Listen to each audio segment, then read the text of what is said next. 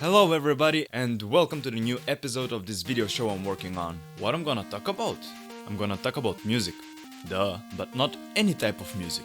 Music in video games.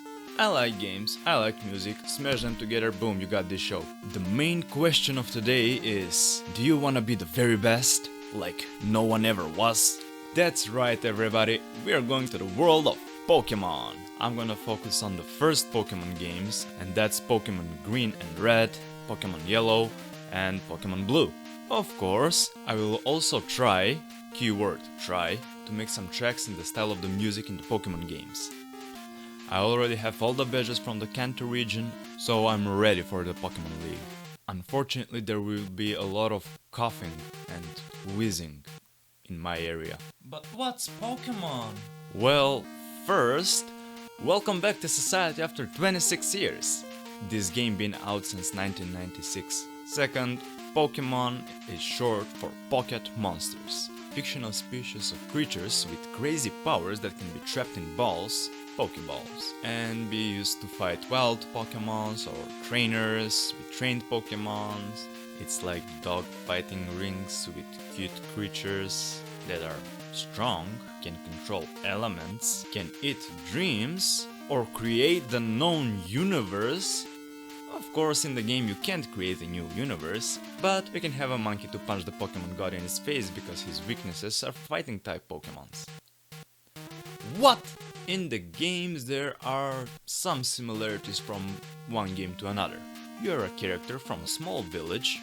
Your single mom is a friend with the professor who's named by a bush or tree. You choose a Pokemon to start with. Your opponent chooses a Pokemon who has advantage against you. They let your 10 years old self to go to the wilderness to fight other Pokemons, collect badges and control even more and more powerful Pokemons after that. Of course, there is some type of bad guys organization or group that you're trying to stop as well. And after you collect all the badges from the region, that's 8 badges, you can fight the Elite Four that are like the best of the best. The only difference is that in Pokemon Yellow you don't choose your starter, but Professor Oak catches a Pikachu and he gives it to you. That's because Pokemon Yellow wanted to resemble the manga and the anime series. All the regions of the Pokemon world are inspired by real-life locations in Japan. Pardon me if I butcher some of the names. The Kanto region is inspired by its real-life counterpart, Kanto. Sevii Islands are real-life Izu and Bonin Islands. Johto is the Kansai region, Hoenn is the Kyushu region, Sinnoh is based on Hokkaido. After that, the game starts choosing locations that are outside of Japan, such as Europe and USA. But the first games are those who set the rules and the style of the music in the franchise. The first games are considered JRPGs with strategy elements. You have the turn-based fighting elements, you have the stats, you have the strengths and weaknesses. It can get crazy quite fast. These games were created for the Game Boy, a console that was booming in the 90s. A beautiful 8-bit gaming console that was manufactured by Nintendo. When it comes to the sound and music, the Game Boy came with a lot of restrictions. Because of its small size, it had 2 pulse wave generators, 1 PCM 4-bit channel, 1 noise generator, usually used as a percussion, and 1 audio input from the cartridge itself. This means that the music had to be simple but catchy. The Game Boy had only one speaker, but the headphone port outputs in stereo. So with all these restrictions, Game Freak, the studio that worked on the Pokemon games, gave that work to Junichi Masuda, a Japanese video game composer, designer, director, and programmer that was part of the original team of Game Freak. He created the most iconic sounds of the Pokemon franchise, like that creepy song from Lavender Town that allegedly made kids lose their mind. And the only reason that I'm not gonna play that song is because Pokemon is very stingy with their copywriting. I don't know. He was drawn to classical music, so you can hear a lot of that in his work. Beautiful piano compositions that were simplified so they can be played in the 8-bit version. Most of the tracks in the original games have that baroque vibe in them. Masuda combined that with his love for modern classical music, and restricted by the, for our time, low technology, he delivered some magnificent melodies. A little fun fact, In the first generation of Pokemon there are 151 Pokemon, but overall there are 913 different Pokemon, and all of them need names, so they did some tricks. This is Ekans. If you spell that name backwards, it spells snake. Ekans evolves into Arbok. If you spell that name backward, it spells Cobra. And this is Muk. And now we can jump to my workstation where I can show you how I composed 2 tracks in the style of the Pokemon games. So the main thing that I wanted to do with the tracks was to make them sound as similar as I can to the original tracks. So I went with the same restrictions. I used 1 noise generator and 3 pulse generators. Each of these 4 elements can play only 1 note at a time. I only used simple waveforms, but those restrictions allowed me to have more fun with the melody. And here is the first track. Let's go!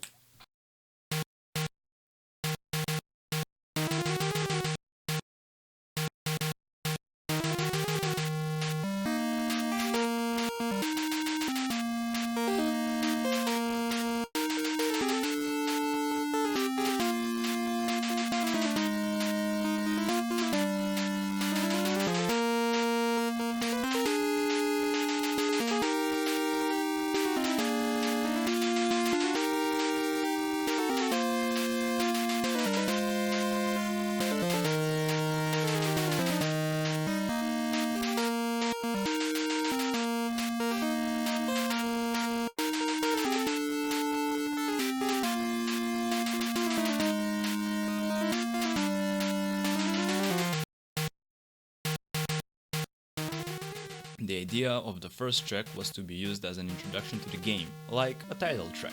I wanted to have more grandiose feeling, like you are walking in a castle in the Pokemon world, so I went with more serious baroque vibe. At the first 4 bits we have 3 elements. The noise that I used as a percussion element through the entire song. It went through some EQ to cut out the frequencies below 200 Hz and lower the high end.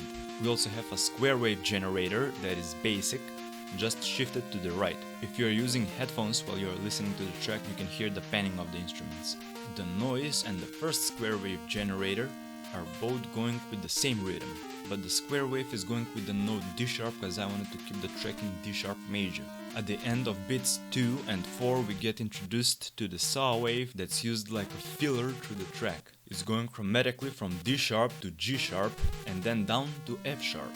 Chromatic scale is when the notes are different by 1/2 step, 12 notes in 1 octave. As we finish the first part, we jump in the main melody that's played by the first square wave. The melody played around the root note, D sharp, and the 5th, A sharp, with long sustained notes. I used the D sharp major pentatonic scale as passing notes so the melody would have a happy vibe. The noise bit stays the same through the entire song, so I will not talk about it. Here, square wave number 2 joins in on the fun to add movement and harmonies while staying in the pentatonic scale. The saw wave stays in the role of the instrument that gives a little bits of ear candies while following the notes of the second square wave. After 4 bits of the second part, everything shifts to D sharp major and starts declining down the scale. Because I wanted to add more uncomfortability, the second square wave plays A over the lower D that's played by the first square wave.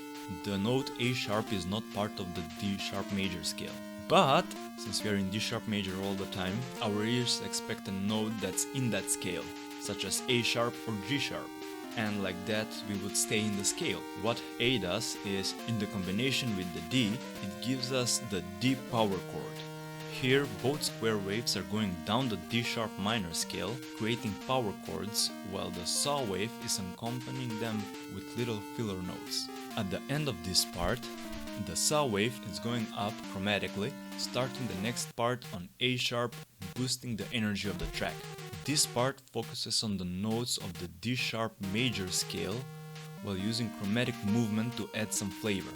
The first square wave goes from the A sharp note up to D sharp and then goes from D sharp down to A sharp, then to G sharp, finishing at D sharp octave lower. This is 1-5-4-1 progression, where the distance from the high D sharp to A sharp is the same distance from G sharp to lower D sharp. The second square wave follows the first one with harmonies, building the melody. The saw wave got used for adding movement and building chords. I made this illustration diagram thingy so it will be easier to understand. I start simple with all of them playing A sharp. After that I go with the perfect fifth. The third chord is full major chord. This is the first full chord in this piece. After that I use the first square wave as a bass on A sharp, while I set the second square wave to be the third and then the fifth, and the saw wave to be the seventh and then the fifth as well. And all of those notes, if put together, are A sharp major 7 chord. Neat. After that I arranged them in D sharp major chord. After that I went with the power chord with added ninth, and that added so much tension. In the next step I pulled the A sharp down to G sharp to get rearranged F minor chord and finish this part with an octave with the perfect fifth added. I really like how this part turned out. After that I repeated the previous part, where the only difference is that at the end on the saw wave I added the same movement from the beginning but half step lower. And things are going on repeat, as always. Off to track 2. If you wanna have a Pokemon game, you also gotta have that track that's simple, catchy, but full of tension. Of course, I'm talking about the battle track.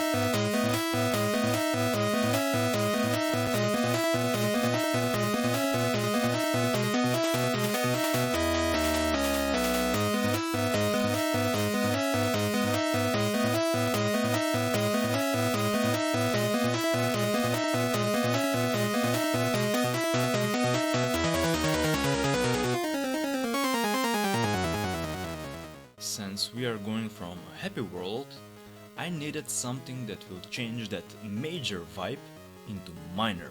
So I went with scales. At the first part, 2 square wave oscillators and 1 saw wave oscillator are going down the scale.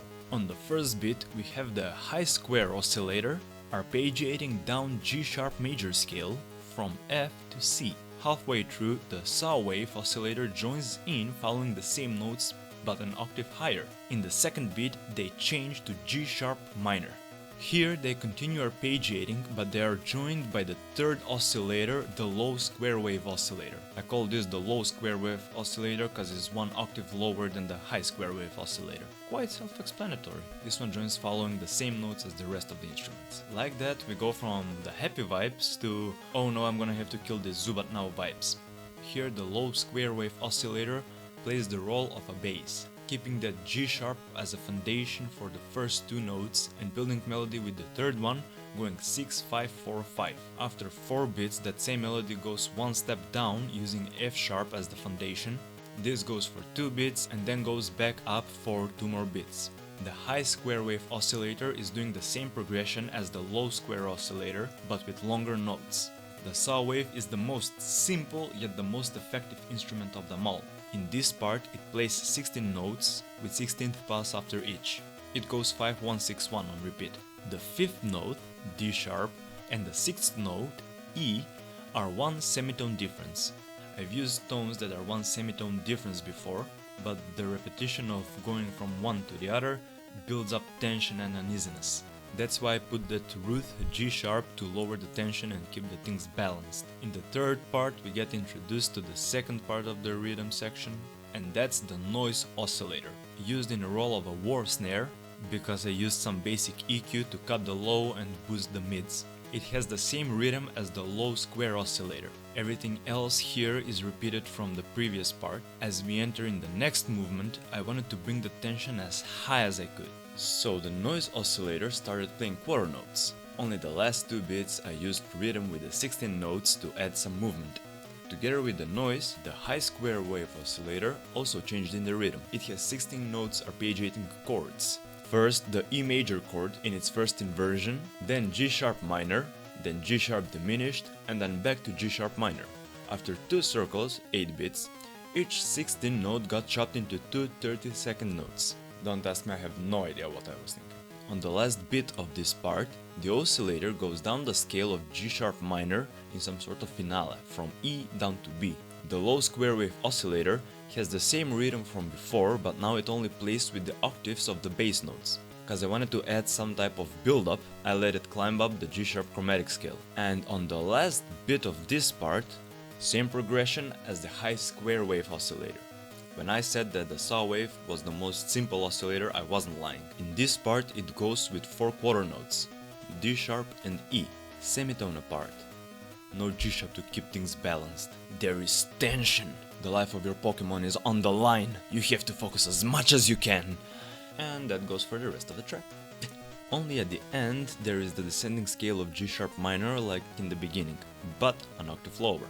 The last part, the fourth one, is the same as the one before it, except for the last 2 bits for the drums, where it goes from 4th notes to 8 notes to 16 notes. It's just a regular build-up. On the last bit, every oscillator starts descending down the same scale as the saw wave oscillator. E, D sharp, C sharp, B. And after that, everything is thrown back to beginning, where the descending scale takes us on the right one more time. And that's what I would do if I composed for the old Pokemon games. If you found this video funny or helpful, you know what to do. Hyper beam that subscribe button. And of course, share it with some friends or something. I'll see you next time on What If I Composed For?